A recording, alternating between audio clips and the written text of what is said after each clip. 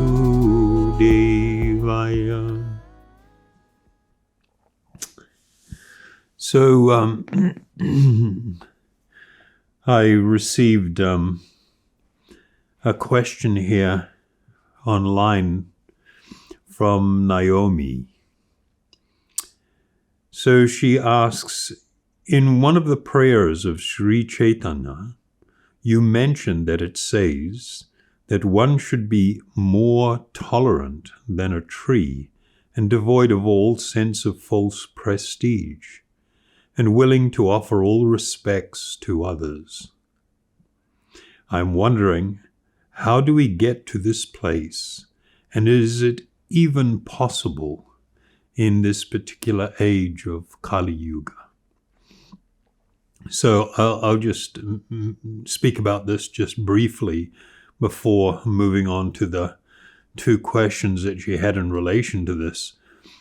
And I had mentioned in a couple of times in different talks that the great spiritual personality, Sri Chaitanya Mahaprabhu, he had said that if one wants to remain in a constant state of transcendence and to be able to be constantly absorbed in this process, merged into this ocean of ecstatically wonderful happiness that can come from these transcendental sounds that we chant,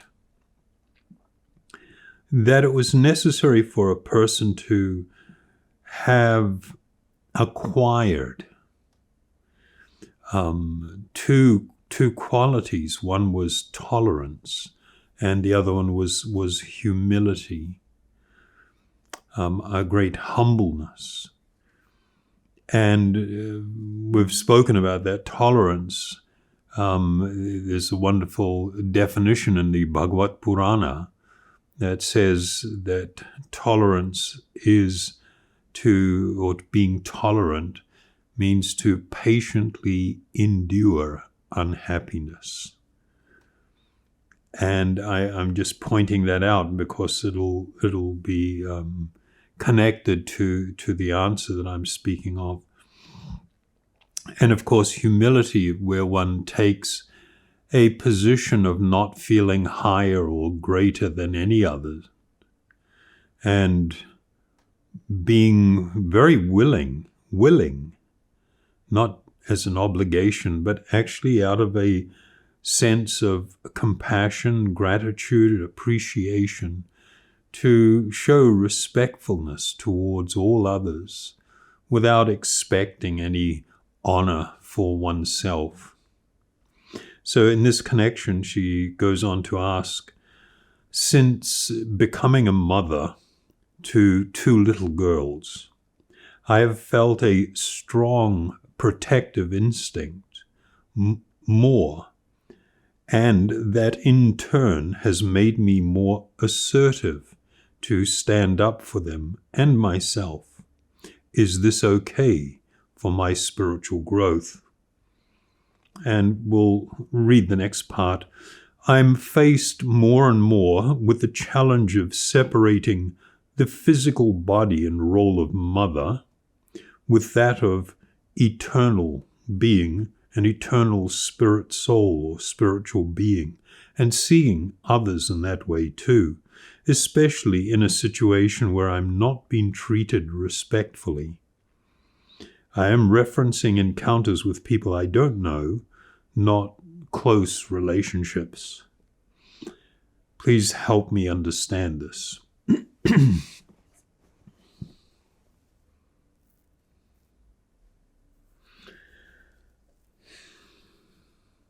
I think the first point I'd like to make is that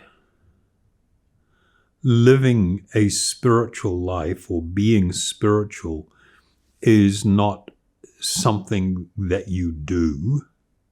It is a state of consciousness that you exist in. Not an artificial imposition, but you've actually come to this state of awareness, of consciousness, and it manifests in this way. So,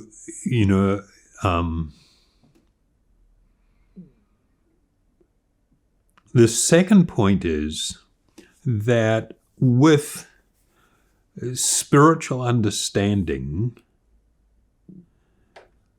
also comes with a broader and deeper understanding of the nature of this world. In saying that, spiritual life is not about an attempt to live an artificially imposed life, or a life that is devoid of any sort of reality of our being embodied in and the world in which we live. I'll just read you a verse. So this is from the one of the Upanishads, which we've spoken of, I think it was last week, the Sri Ishopanishad. And it states in the 11th mantra or shloka, only one who can learn the process of nescience meaning ignorance, but it means knowledge of that which is material. So only one who can learn the process of nescience and that of transcendental knowledge side by side can transcend the influence of repeated birth and death and enjoy the full blessings of immortality. So we are not ever discouraged from developing a healthy perspective that is spiritually founded and provides a framework for us to live within this world, to carry out our duties and responsibilities, to engage and be involved in healthy and productive and purpose-driven relationships, and to live a life of responsibility while not becoming completely entangled in the material reality. It boils down to this saying you've probably heard me use before, living in the world, but not being of the world. So this is the spiritual path. It is very natural that when a parent has children, and probably more so with a woman who has children, there is going to be this very natural instinct to protect. That natural instinct actually has a spiritual counterpart. That natural instinct is, you see it in animals, you see it in all different species of life, where there is this really strong and powerful drive to protect one's young. But there is a spiritual counterpart to that. What is it that's the difference between material life and spiritual life? It's not so much connected with what you are doing, but your reason for doing things, why you are doing things. This is one of the probably most important messages of the Bhagavad Gita. And so there is going to be this natural and instinctive desire to protect those that you see are your offspring. In this case, and she mentions it's now that she has two young daughters that becoming a mother to 2 little girls, I have felt a strong protective instinct more, and that in turn has made me more assertive to stand up for them and myself. So yes, this is a natural tendency, and one by all means does not have to abandon this.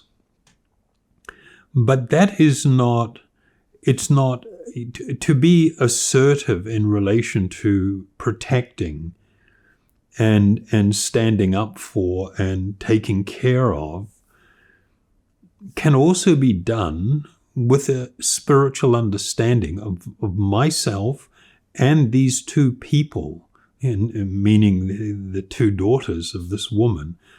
They are eternal spiritual beings. And for some reason or other, you have given birth to their bodies. And by virtue of that, there is some natural relationship with these 2 beings. Because they are eternal spiritual beings, your highest duty and responsibility as a mother is to actually see to their spiritual welfare. There was a great and powerful saintly king in days of yore, way back. His name was Rishabhdeva, and he was considered an incarnation of God. And he was an incredibly exemplary personality. And in speaking to his own sons, he one time stated that one should not become a political leader or a monarch. One should not become a parent. One should not become a teacher or a spiritual master of anyone if you cannot offer them liberation. So the highest duty of anyone that's in the status of being a protector of others and guiding others in their life is to offer them spiritual liberation, to guide them in that way. And so this is the first and foremost responsibility. And if my connection with them was such that I'm actually seeing them as spiritual beings and in my care, and yes, I do have this natural relationship as a mother, which is a special relationship, then the need for me to be protective of them in all ways is really important. And that can be done and is not inconsistent with, for instance, feeling humility. A lot of people struggle with understanding what humility really means and how it's actually manifest. Humility doesn't mean that you become weak, that you become a pushover, as it were, that you are non-assertive. Quite the opposite. Humility can make you incredibly courageous and even quite brave about things. But I will mention, later on, you said, I am faced more and more with the challenge of separating the physical body and role of mother with that of being an eternal spirit soul, and seeing others in that way too, especially in a situation where I'm not being treated respectfully. So I think you need to exercise a little caution, or I would advise you to exercise a little caution in this regard.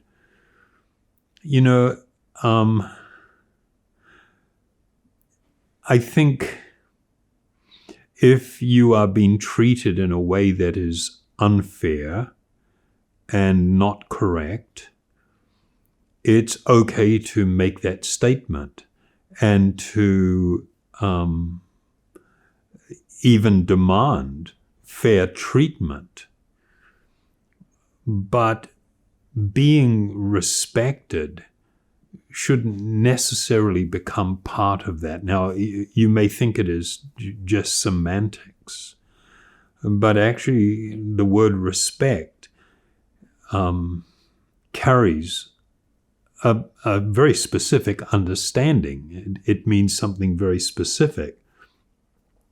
So, for instance, a person may not feel any respect to you or towards you, but if you are engaging them to do some work, if it's a person in a shop selling you something, if it's a person providing a plumber that's come to the house to repair something, and you can demand a certain code of conduct. They shouldn't be able to behave in certain ways that are unpleasant or unnecessary, that don't make it so a job is being done any better, for instance. You can be quite assertive about that.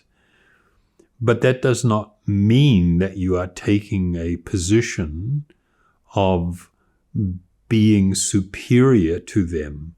You may feel yourself, that feel or be coming from a place of great humility, but in the execution of normal worldly business, you can bring that spiritual perspective to it and be firm about protecting the interests of your children and yourself, because it's right and it's proper to do, without feeling that you're better than someone else or that you're higher than someone else, or becoming disrespectful. It's really unfortunate today that when people have a difference of opinion, a disagreement, they immediately go to the place of being disrespectful to each other. And that's just like so unproductive and so entirely unnecessary also. So learning how to navigate your way through these different situations, and learning not to engage when your emotions are being messed with. No, that's not the right word. When somebody is speaking or dealing with you in a certain way and it's causing an emotional reaction from you, then you will probably see that more often than not, it's what is called the false ego, the false conception of oneself, the false idea of my worthiness or whatever. It's all based on material consideration. It's that will come into the fore. And then I start making all these demands, or I start getting unpleasant, or etc., etc. One doesn't have to go to that place.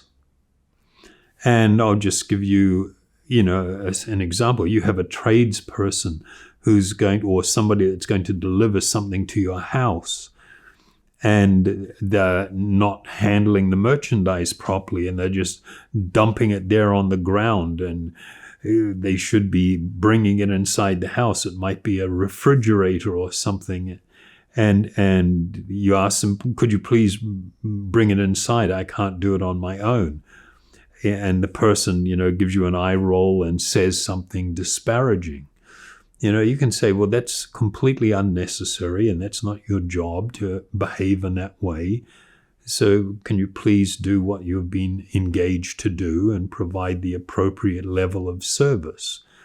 You can learn to say and do things in a way that doesn't engage your emotions, or that you're not reacting emotionally to things. You can be firm and assertive about stuff, and yet still be humble. Being humble doesn't mean that you act in a it's an act. It's something that you put on. but inside you may be feeling something completely different.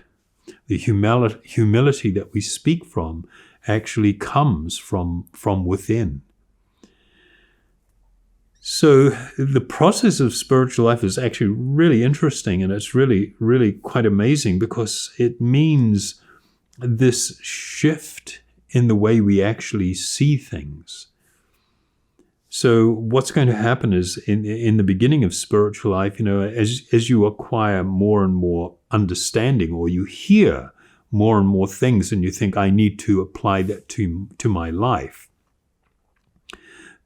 While we may act things out initially, the process of spiritual cultivation, the actual benefit of meditation, is that we actually begin to internalize these spiritual truths, and they become increasingly part of our life and part of the way that we act. And what it means is that in all our decision making and in our relationships and the way that we're dealing with stuff, things are done with this fundamental spiritual vision that I'm an eternal spiritual being. These other living beings are also eternal spiritual beings. We are all the same. We are all equal in all respects. Our bodies may be different, and with those bodies come different types of mental capacity, different types of natural ability, different types of talents. But that does not replace the reality that we are fundamentally all equal. Having said that, a person that is growing spiritually does have this sense of compassion and care for others, and does not feel in any way greater than others, will actually even have the personal feeling of being lower than all others, in wanting to do good, to offer service to all others, to be somebody who is able to share and to bring benefit and joy to others. And so from that position, that very humble and giving position, it does not mean that one loses a sense of how things should be conducted, normal relationships, normal business. And we are always careful to look for these signs, or to be aware of these signs. If my emotions are becoming engaged and begin driving things, then I'm fundamentally going to be losing the plot. So the idea of being assertive, the idea of being protective, is not in any way inconsistent with being humble and tolerant. They're not inconsistent at all. And there is a very clear understanding for the transcendentalist that there is a need to live a life that is a good example for others.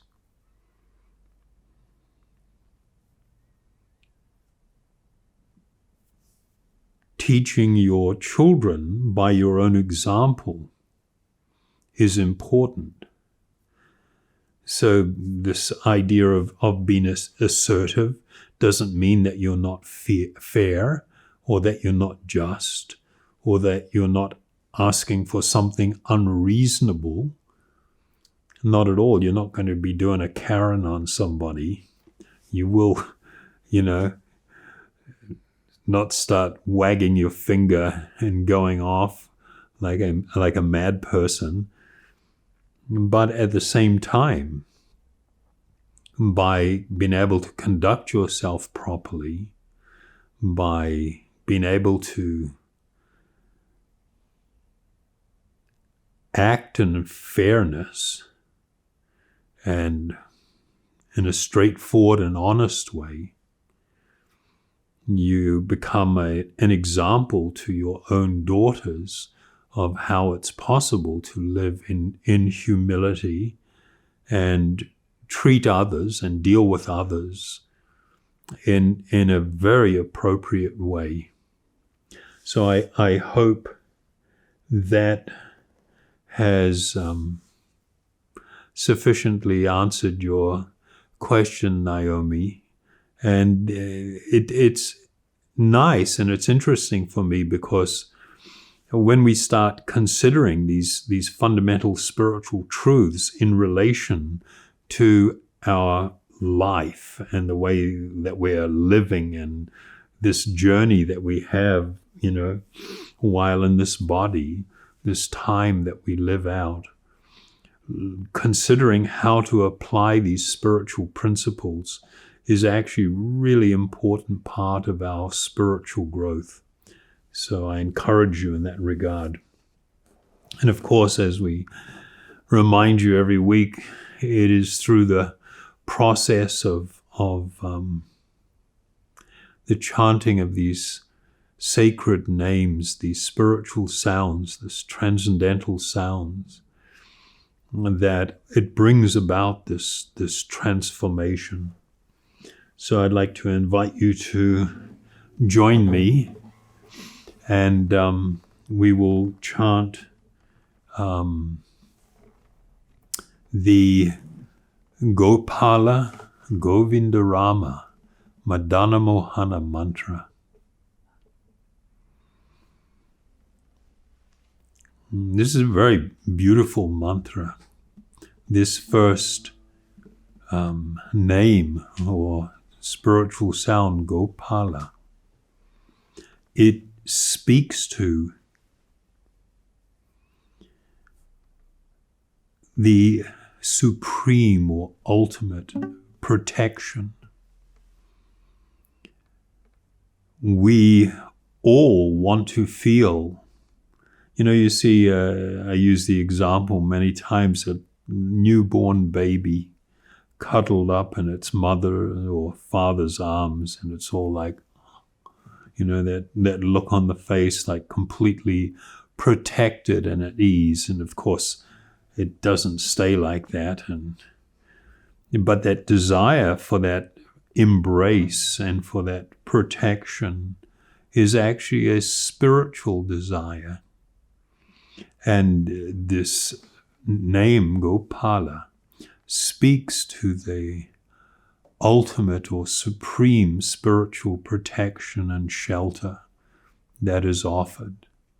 Govinda means that the highest transcendence, this connection with the Supreme Soul, it enlivens the spiritual senses. It is a festival of spiritual experience. Rama means the supreme enjoyment. Madana Mohana speaks to the all-attractive, supremely attractive nature of the Supreme Soul. And so in chanting this mantra, we are speaking about the desire of the soul itself to be simultaneously at rest and protected, utterly enlivened, spiritually enlivened, to experience the highest transcendental pleasure, and to be drawn to the supremely attractive.